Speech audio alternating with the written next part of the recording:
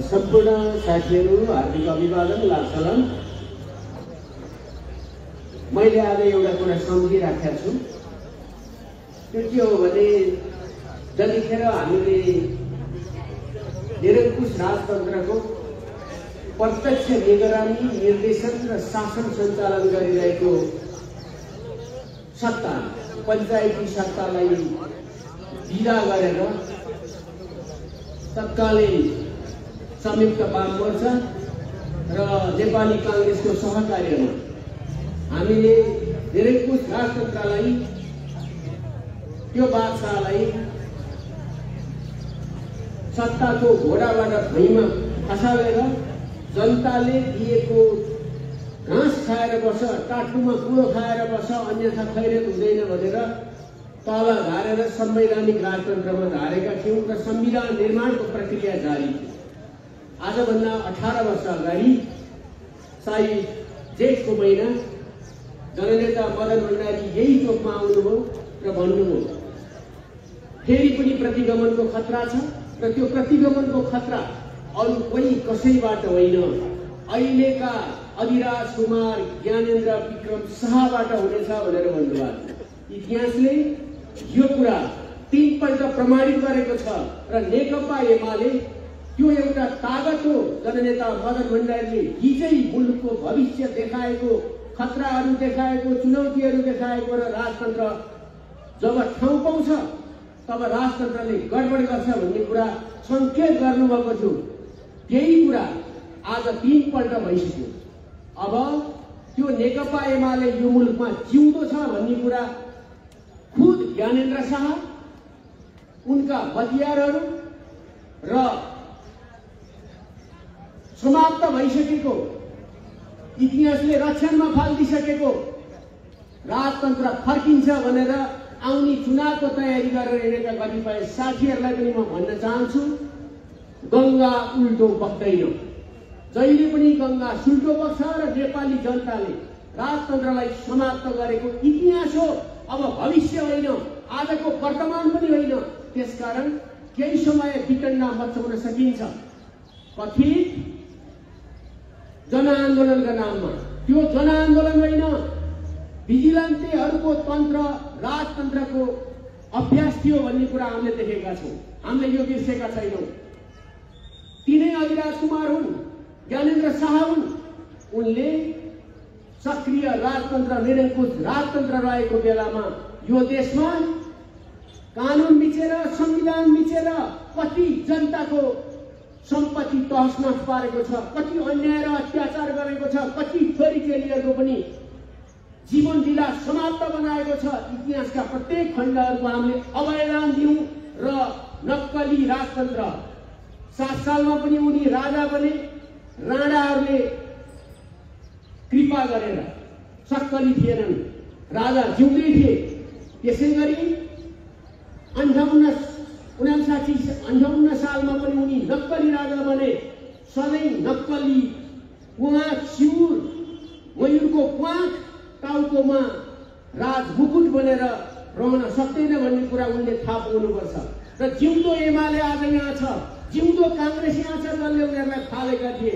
र अहिले राजतन्त्रको अन्त्य गर्नका निम्ति आफ्नो तर्फबाट योगदान गरेको, देशभर जसरी पनि योगदान गरेको माओवादी पनि यहाँ छ। एउटा सङ्गठित तागत, जनताद्वारा निर्वाचित तागत छ।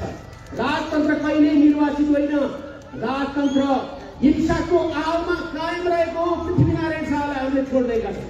पृथ्वीनारायण शाहले आफ्नो सत्ताको निरन्तरताका लागि पनि राज्यको एकीकरण गरेर गुण लगाएका छन्। हामीले उनलाई सम्मान गरेका छौँ।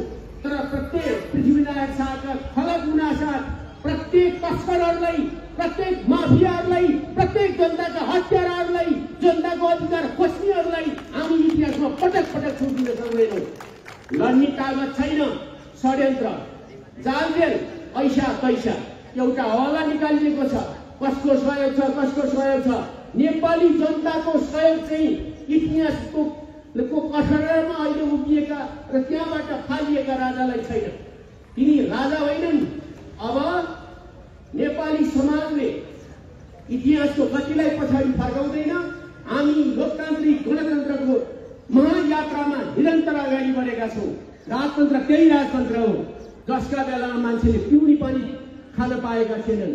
त्यही राजतन्त्र हो उसको सेवा र सुविधाको निम्ति संसारको राज्यको पैसा सबै खर्च हुँदा पनि जनताले बोल्न पाएका थिएनन्, लेख्न पाएका थिएनन्, सभा संगठन गर्न पाएका थिएनन् र कुनै पनि बाटो घाटो पुल पुलेसा स्कुल विदेश भ्रमण कहीँ पनि गर्न पाएका छैनन्।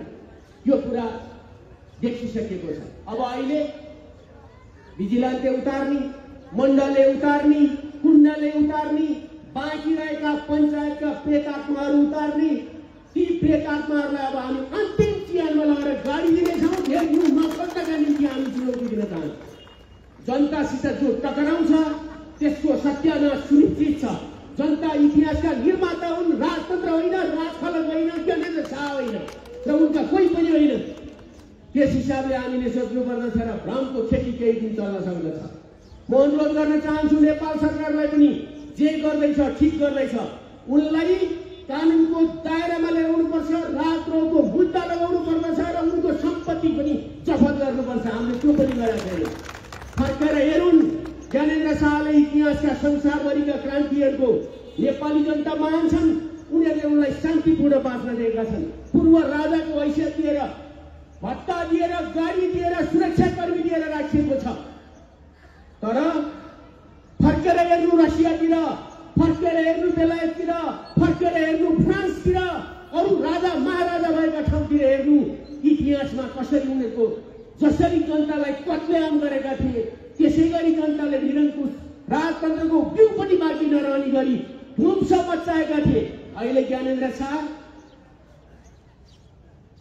पितृ बन्न लागेका मान्छे उचालेर जनताको सत्ता, जनताले जनप्रतिनिधि छान्ने, जस्ता भए पनि छान्ने,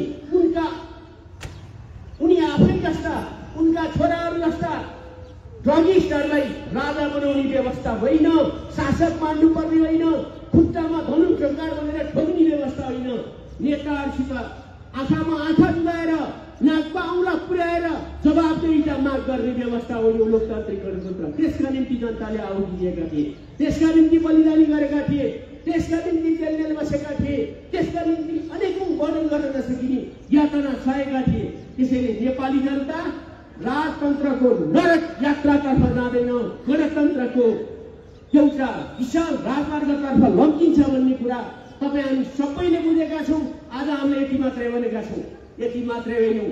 आज हामीले थोरै साङ्केतिक भनेका छौँ र फेरि पनि जनसागर उत्रियो भने उनीहरूको कुनै पनि अस्तित्व र खैरियत बाँकी रहनेवाला छैन।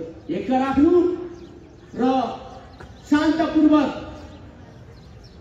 आफ्नो थाङ्कोमा बस्नका निम्ति हामी पूर्व राजालाई भन्न चाहन्छौँ। अब उनको त्यो हैसियत पनि खोज्नुपर्छ, पूर्व राजाको पनि हैसियत खोज्नुपर्छ।